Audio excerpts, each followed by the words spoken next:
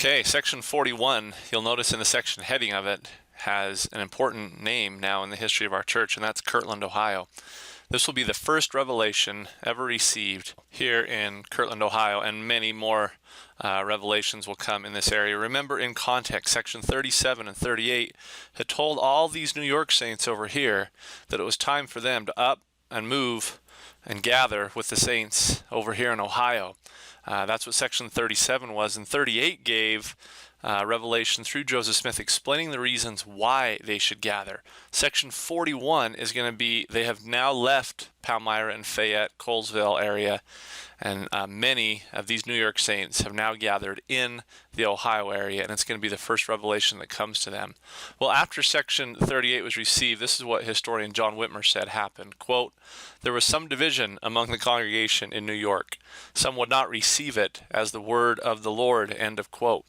In other words, some people didn't want to gather. They didn't want to leave their homes. However, while a few grumbled or disobeyed, the New York saints as a whole responded and obeyed the command to gather and made preparations to move to a new unfamiliar land at great expense and sacrifice of property and comfort. Lucy Smith, this is Joseph's mother, wrote that they were, quote, "traveling by the commandment of the Lord as much as Father Lehi was when he left Jerusalem," end of quote. And by the way, they went through a ton of interesting and miraculous experiences, these New York saints did, in gathering and traveling this roughly 250 miles to go settle now in Ohio. And as you can see here, their sacrifices demonstrated something to God.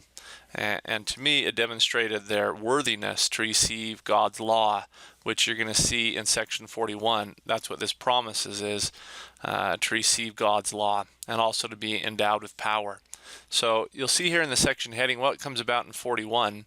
I would highlight and mark that it takes place in Kirtland, Ohio, and maybe jot down that this is the first revelation in Kirtland, and that the elders had prayed to receive God's law. You're going to see the Lord address that. Look here in verse 3, "By the prayer of your faith you shall receive my law," and jot down that that will become section 42 of the Doctrine and Covenants, is the law of the church that they'll receive, as was mentioned here in the section heading as well. Also important for the context, there's a man named, as you see his name right up here, named Lyman Copley, and he, quote, requested Brother Joseph and Sidney Rigdon live with him, and that he would furnish them houses and provisions, end of quote. You're going to see an interesting thing. The Lord will address in here where Joseph and Sidney should live, and it's not on Lyman Copley's farm.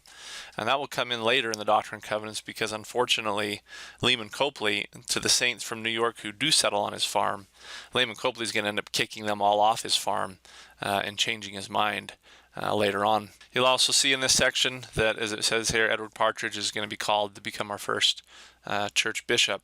So as you read this section, I would call your attention just to the context that while most of the saints in New York obeyed the command from section 38 to gather, there were a few who didn't, and or who grumbled about it. And you're going to see in this section the Lord address maybe that concept of some who will and won't listen to him and will and won't follow him. As a matter of fact, the Lord's going to give a definition of what is a disciple of Christ within this section. Pay attention to those things and hope this context illuminates some of the intent of this revelation.